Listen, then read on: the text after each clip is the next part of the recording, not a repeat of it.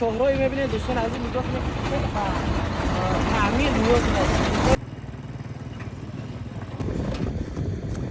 الله اکبر. میره 1 کیلومتر میشه برای آباد کردن.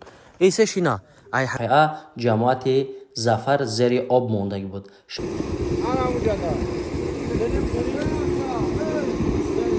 باعث هر یک فخری جوانمرده که در زادگاه خودش گوشه را آباد میکنه. خداوند نمی سرجمی ما را پریشان نکنه. میره را با سری بلند بسپاریم. اینا در غریبیان میفراشون که هم خیلی گوشه ای وطن تماشا کنن. دوست رفیق همه خیر جوره کیسه. الکی میدونید چی قدر ثواب و ثمره در نامه اعمال واقعی که 8.5 کیلومتر راه جماعت رو اسفالت پوش میکنیم. سلام درود بر شما. الحمدلله دیروز به ما خبر اومد که بارهای ما از اگیپت رسیدن. یکم دست الحمدلله. وقتی که از مصر میبیاید انا همین گونه میبیاید ما میگیریم اپاکوفکا میکنیم برای شما پیشنهاد میکنیم. سر میکنیم از انا همین ماست برای پیسی بهترین مزه برای عصر اندراز و روماتیسم مزه شترمرغ و اینچنین اینایش را توصیه میکنیم. برای راههای نفس هوی کردن برای زکام برای گریپ بهترین اسپری میباشه و اون نفرهایی که اذیت میکشن از خورش دست اینای بهترین مزه برای نرم‌های رو برای پریشه این را توصیه می‌کنم. اینجا بهترین مزها هستند. برای معلومات بیشتر شما میتوانید که در رقم‌های ما مراجعه کنید. ان شاءالله دکتر برای شما عادی کردن میفهمونه. مغازه سیارت‌شو در خدمت شما ای بندگان خدا. مزهای ما از اگیپت و هر کجا. السلام علیکم دوستان و هواداران سامانه رحیم پروداکشن. دوستان عزیز امیدوار هستم تنسیت خانواده هستین. امروز حضور داریم ما در ناحیه فرخار جماعت ظفر دهه نوآباد بالا به نام باشویک.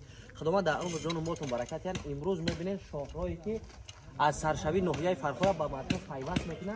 انمی خیلی باید همین راه اسفالت شود.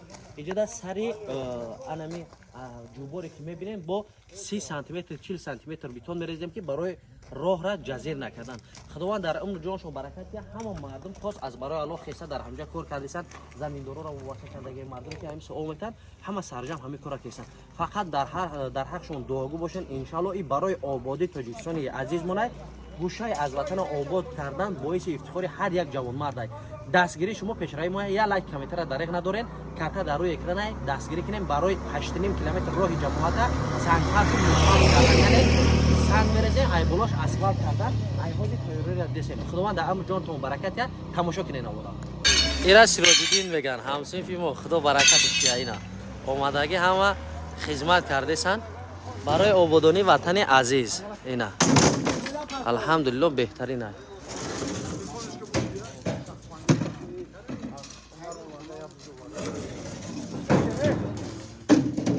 اینا شاهرای میبینید دوستان عزیز اینجا خیلی تعمیر نیاز داره.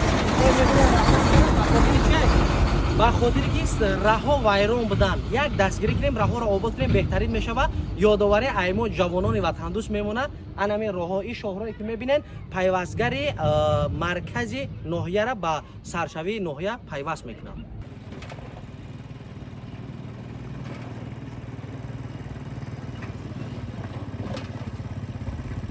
اینا دوستان عزیز همین خیل تا پایان میروه. یک کیلومتر میشه همین خیل خونه دوران میکنن. همین خیل میروه 1 کیلومتر میشه برای آباد کردن.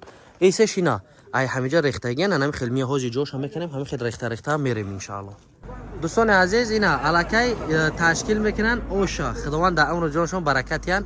اکی علی جان بهترین خدمت را کردیسه فقط دیگه همیو در خدمتن اوشا میدازیم ان شاء الله برای شیرمردای همیجا. اینا خداوند برکت چونتیان.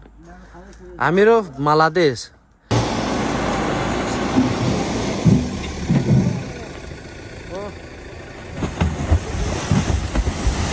امروز ما در نزد دریای سرخاب قرار داریم و این جای واقعی میبینید در جماعت ظفر ناحیه فرخار است. ناگفته نماند طول چندین سالها پیش از انمی جای واقعه جماعت ظفر زیر آب موندگی بود. شخصا مینداری خود را به جنرال عمر منصور رئیس ولایت ختلان و مقامات های ناحیه فرخار میرسانیم که برای سمت دریا را به دیگر طرف کردن برای ما به نهایت سعی و کوشش زیاد کردن.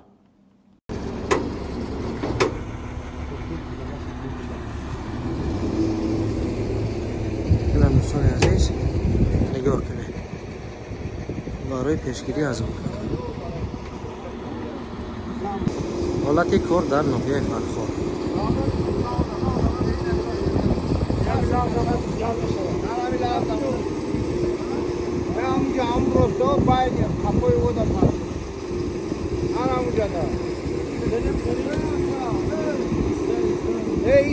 Tahmin arabamı yok bu.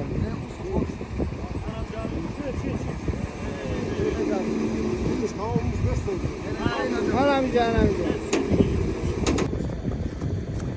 Allahu akbar.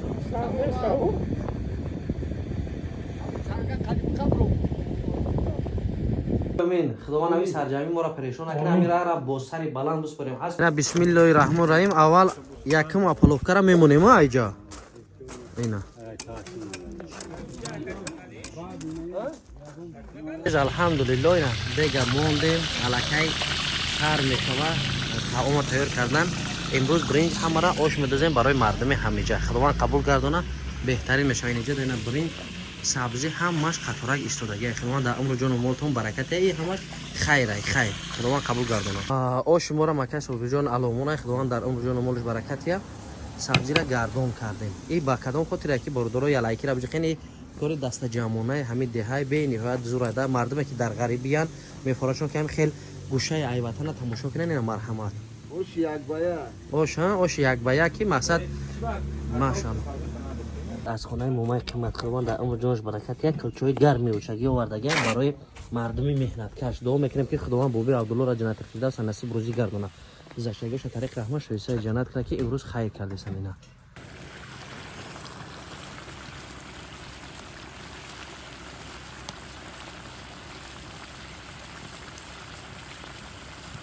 انشالله که برنج هم میدوزی انا برنج هم میدوزه بهتر خوبتر میشوه بقا یکون کس چی رفتم کافکی چی را ما اینا دوستان عزیز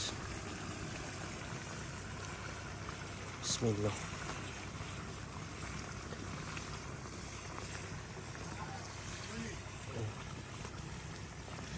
اکا فرید بیا آشا انشالله